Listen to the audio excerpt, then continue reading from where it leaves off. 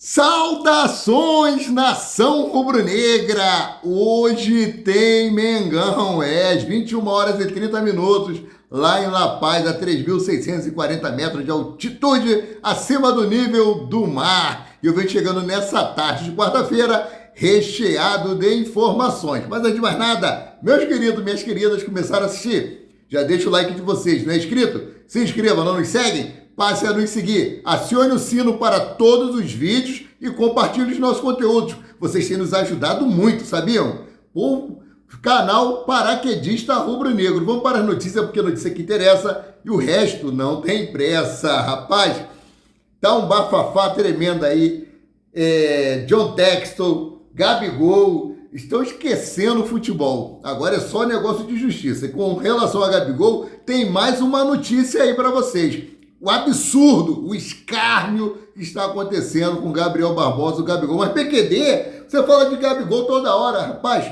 Toda hora sai notícia sobre o Gabigol. É Flamengo. É porque é jogador do Flamengo. Quantos outros jogadores já passaram por problemas semelhantes e caíram no ostracismo? Porque não era do Flamengo. Não era do Flamengo. E olha só a sacanagem que estão fazendo com o Gabigol. Presta atenção. Entre as pessoas que votaram contra a suspensão de Gabigol está Selma Fátima Melo Rocha, vice-presidente do TJD-AD, Tribunal de Justiça Desportiva Antidopagem. Selma afirmou que os coletores entraram em contradição e disse que era evidente que os oficiais do ABCD, Autoridade Brasileira do Controle de Dopagem, estavam mentindo em depoimento que deveria ser totalmente descartado. Ela também acusou os coletores de comportamento malicioso para incriminar Gabigol a qualquer custo. Eles caíram em contradições várias vezes. Foram quatro coletores e não estavam em número suficiente para coletar as amostras e nem acompanhar todos os jogadores. Mentiram com chegada de Gabigol, mentiram que ele pegou o pote sozinho, mentiram que ninguém foi acompanhar ele, mentiram em vários aspectos. Aqui, ó, ela disse o seguinte: ora afirmam que foram impedidos de coletar o atleta, ora negam este fato. Cada coletor imputa ao outro a responsabilidade de escoltar o atleta ao quarto. O coletor tem a obrigação de acompanhar o atleta. Era responsabilidade deles, independentemente de qualquer situação apresentada. Ressalta-se que eles sequer tinham um número suficiente de coletores para acompanhar todos os atletas que foram testados naquele dia. Fica evidente, portanto, que eles estão mentindo, devendo o depoimento deles ser totalmente descartado. Vislumbro um comportamento malicioso por parte dos coletores para incriminar o atleta a qualquer custo, mas para ser incriminado devem ser apresentados fatos gravíssimos, o que não houve no caso dele, afirmou Selma. Ela falou sim, que teve a parte da ignorância dele, teve a arrogância, mas ele não cometeu crime nenhum. Ele não cometeu crime nenhum. E ficam colocando na mídia que Gabigol está suspenso por suspeita de tentar fraudar o exame antidoping, manchando a imagem do garoto, manchando a imagem dele com relação a isso. Ele foi arrogante mesmo. Eu vou trazer aqui um depoimento da minha amiga Márcia Silvestre Dacre, que segue a nossa página azulzinha lá no... Não pode falar o nome, né? Ela diz o seguinte: Carvalho, desde o início desse circo, eu falei isso. Sem contar que foi uma situação que ocorreu em 2023. Agora que os caras apresentam os fatos. Ele ter sido grosseiro é fogo. Mas acusar o cara por conta dele ter sido um idiota, por ser grosso e ignorante, é de ferrar a alma. Se for assim, ninguém mais fala ou sai de casa nessa P. Ponte que caiu. Que novela da P. Ela falou. Um abraço, minha amiga Márcia Silvestre Dacre. Ela é Gabizete. Ela não está eximindo o Gabigol da responsabilidade dele, assim como eu também não faço. Ele foi grosseiro, foi ignorante, foi estrelismo, mas Gabigol não cometeu nenhum crime, como está sendo colocado aí. E não quero falar mais desse assunto nesse momento, né, Márcia? Um abraço para você. Bolívar espera por Flamengo ofensivo em La Paz. Time grande demais para vir se defender. Cara, o Flamengo é grande demais para ir se defender. Mas nós estamos falando aqui do técnico Adenor Baktic, que joga para se defender. Se fizer um gol, vai se defender. Se tiver 0-0, vai se defender, porque ele quer vir de lá com um ponto. Né? Tá, tudo bem, na altitude, um ponto na casa do adversário é muito importante. Mas nós sabemos como é que é o esquema do Tite jogar. Aqui, ó.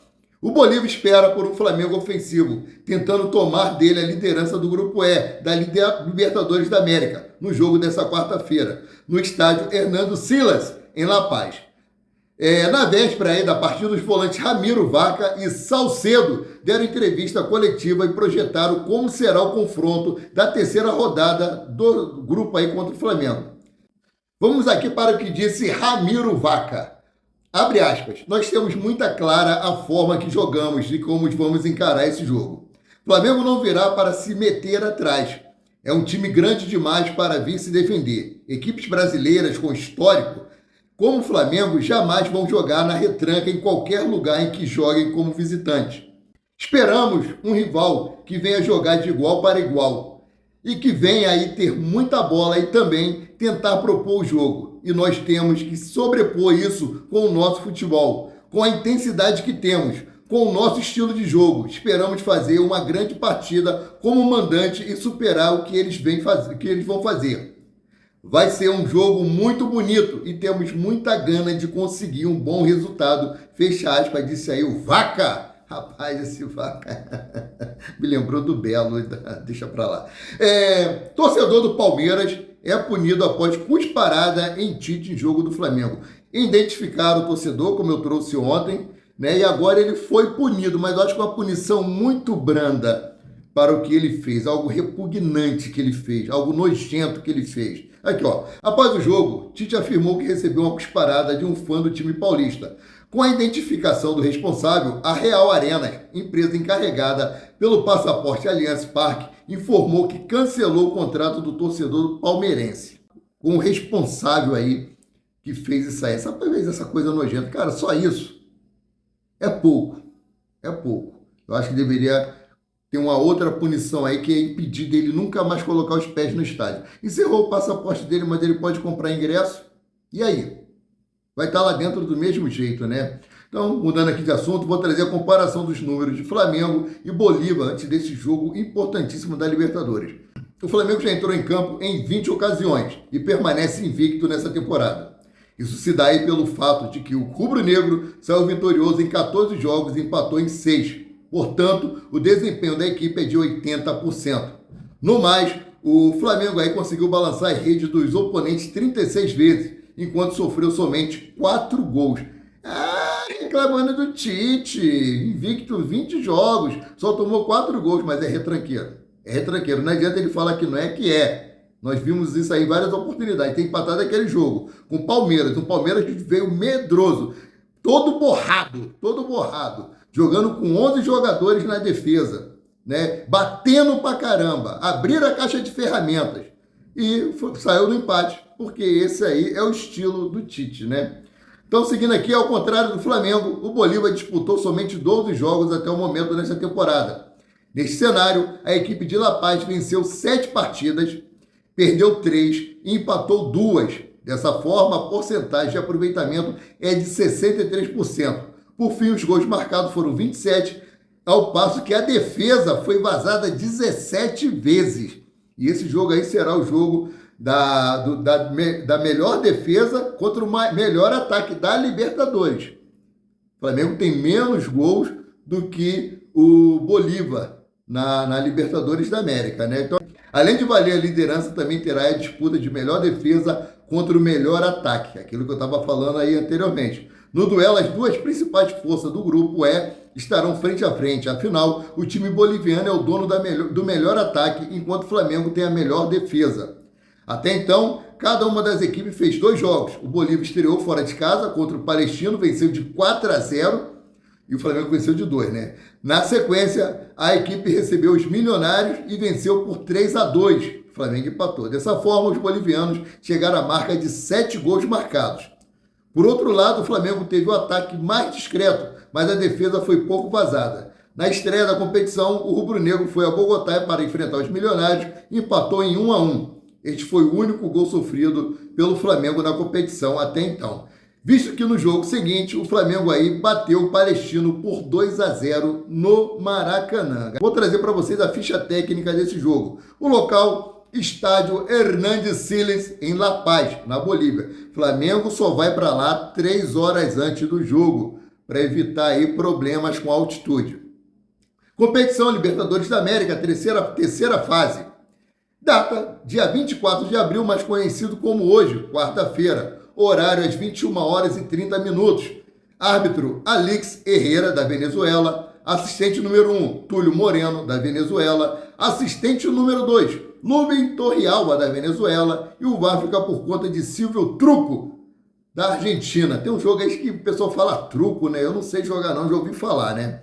Provável escalação do Bolívar. Como eu sempre falo, provável escalação, porque a escalação oficial sai 1 hora antes da partida, né? Olha aqui, Lampe, Saavedra, Orejuela, Jesus Sagredo e José Sagredo. Deve ser irmãos, né? Salcedo, Justiniano e Ramiro Vaca.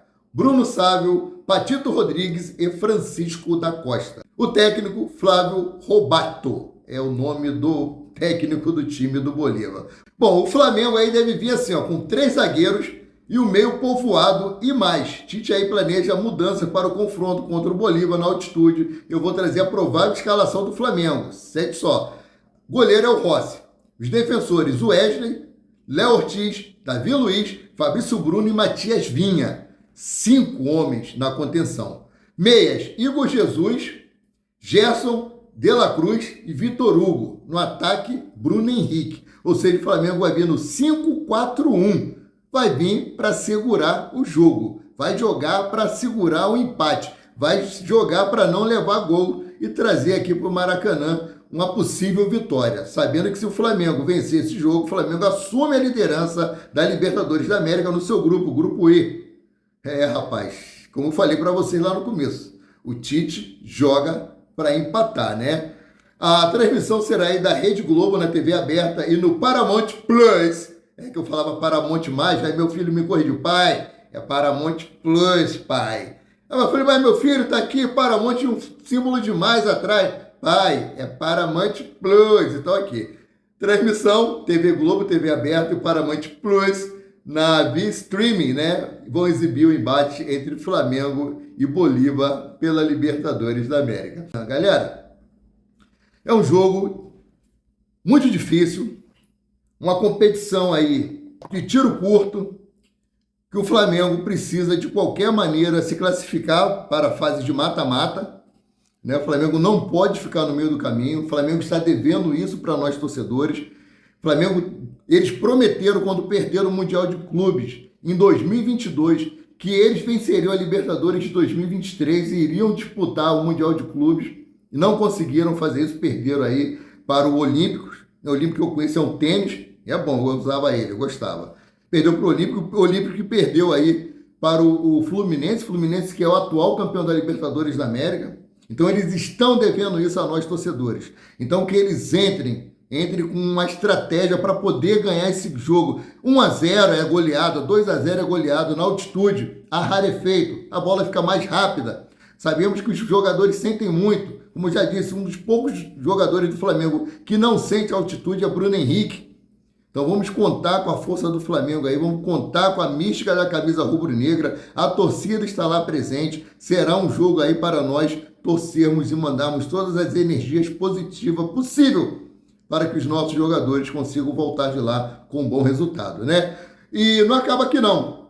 Os jogadores do Flamengo que ficaram aqui no Rio de Janeiro não tiveram folga. O Flamengo traça planejamento especial para jogadores cortados do jogo da Libertadores da América.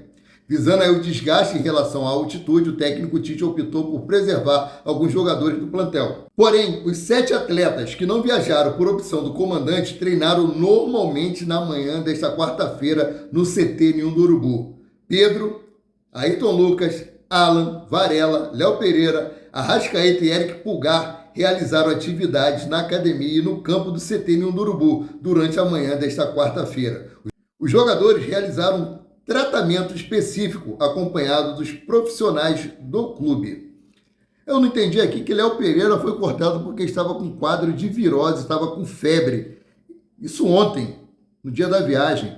E hoje Léo Pereira estava treinando com a equipe lá, que ficou no Rio de Janeiro. Deixa pra lá, né? Depois de ver isso aqui, eu fico por aqui, voltando a qualquer momento com mais notícias sobre o rubro-negro mais querido e mais amado do Brasil e do mundo, o Clube de Regatas do Flamengo. Saudações!